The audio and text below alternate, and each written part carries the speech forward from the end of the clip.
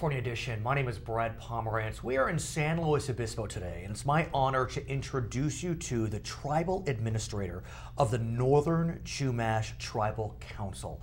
It is a group of Native Americans, Indians on the Central California coast. His name is Fred Collins. Thank you so much for joining us. Thank you very much for having me. I am completely fascinated by the Native American culture, and I want to get a sense from you, what is the history of the Northern Chumash before we talk about an alliance that you're creating with, let's call it, Californians. Right. Well, the Northern Chumash Tribal Council is a local government, and we engage in land use issues here in San Luis Obispo County.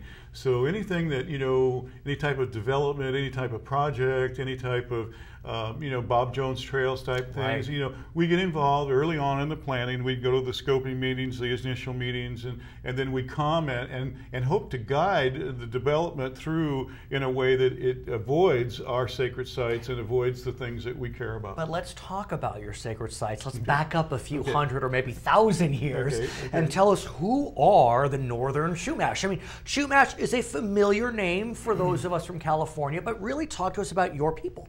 Well, the Northern Chumash were very special because we had, the water along our coastline. You had Avila Beach. Avila Beach was our center, Really? for the Northern Chumash. That was our, Supatu was our sacred village, which is now a hotel was built upon. Okay. But again, that was the area, and you can imagine when you go to Avila Beach and you look there, you can see why. We were, as a maritime culture, we thrived along this coast. For most Native people, it took them a good portion of their day to provide food for their families. For us, it took less than an hour. So that we had a lot of time to organize ourselves. Our tribe was one of the most organized tribes. We took care of our neighbors. We took care of different parts of our community. We had the tumal, which is our seafaring craft, so we could travel great distances and take care of our community. Before the area was colonized, either by Mexicans or Americans, do you have a sense as to how large your tribe was? Well, archaeology puts us at about 20,000 folks in the Chumash Nation, and that's the entire Chumash Nation, which would take you farther south into Santa Barbara County as well? It would go from Malibu to Ragged Point and then inland to Carrizo Plains. Okay, and then stopping at the Monterey County line about? Yeah, approximately in that area, San Miguel in that area. And we believe we were much more, over 100,000 is what we believe in just our land.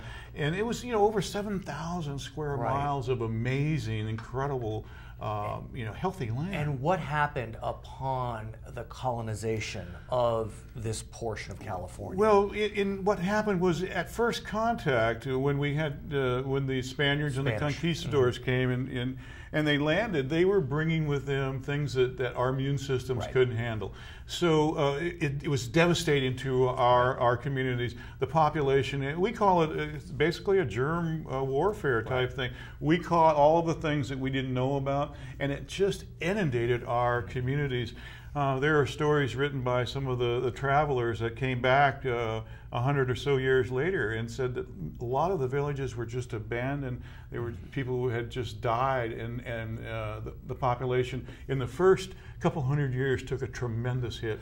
And after the germ genocide, we'll call it, we know that there was a human genocide. Yeah, well, because of California, you have to look at the resources that are here in California. When they discovered gold, there was just a huge influx of people into our land. And although we didn't have gold, it was the resources for raising cattle and grain and wheat and things like that. So our land was very valuable. And that's in 1849 is when the first governor, John McDougall of California, placed a 25-cent scalp fee on all Native Americans in California, and said in his opening speech that he was going to wipe the heathens off the face of the earth.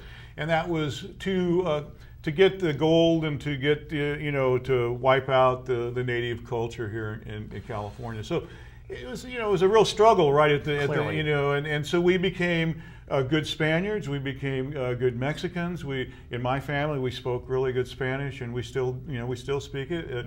There are brothers, and You know, they were, the Mexican community was, you know, Spanish and indigenous, and so we hid within those communities, and so that's how we survived. So today, how large do we believe the Chumash Nation is? About 7,000 people. Okay. It's the latest U.S. census that we've gotten, about 7,000.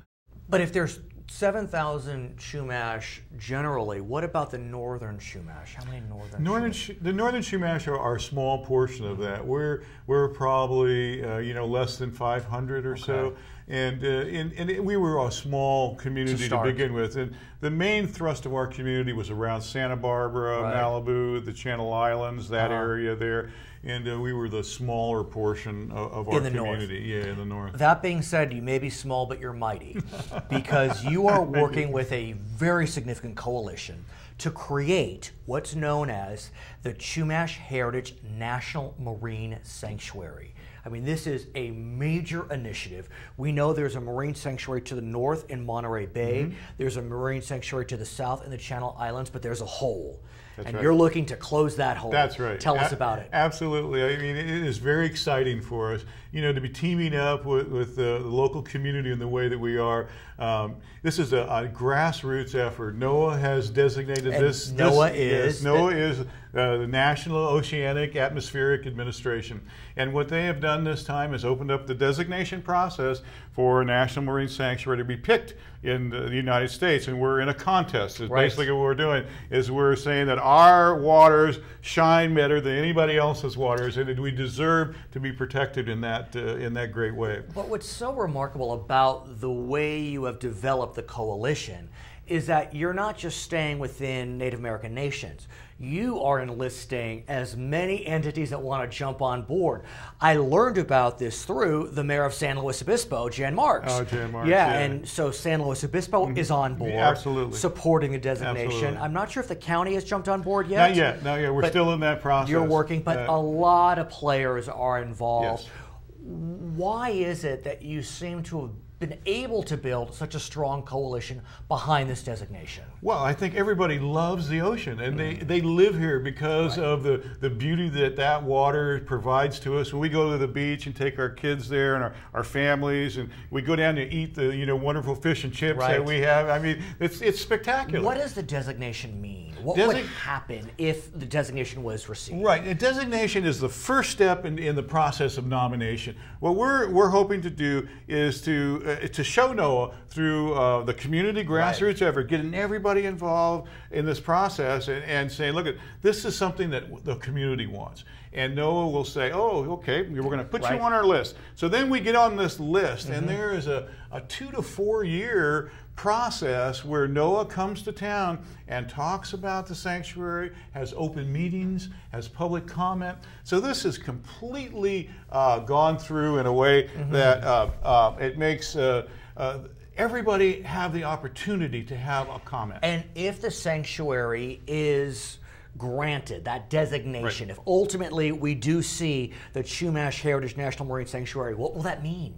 Well, it'll mean that it'll vibrate all through our county, right down to our kids. In every school that we have in San Luis Obispo County, we want to see the kids involved. And we want to see that they're our best and most critical people. What happened? Does it mean, are there certain restrictions on fishing? Are there certain restrictions on offshore drilling? Okay. You see? Yeah, I understand. And the basic 3 things that we don't want to see happen is when I go down to Avil Beach, I never want to see oil wells out there off our coast. So we're not going for any oil well or any fracking in our water. Okay. And then we don't want any seismic testing. Which is how this came about. How this came about with the coalition of the community. It was a broad coalition. You promise you'll come back and talk more about this because it's a fascinating development and really a innovative coalition that's come together. It is, and it's growing, and we're going to be doing this for a while, so I appreciate it. You bet. His name is Thank Fred you very Collins. much. He is right. the Tribal Administrator with the Northern Chumash Indian Tribal Council. I'm Brad Pomerance. It's California Edition.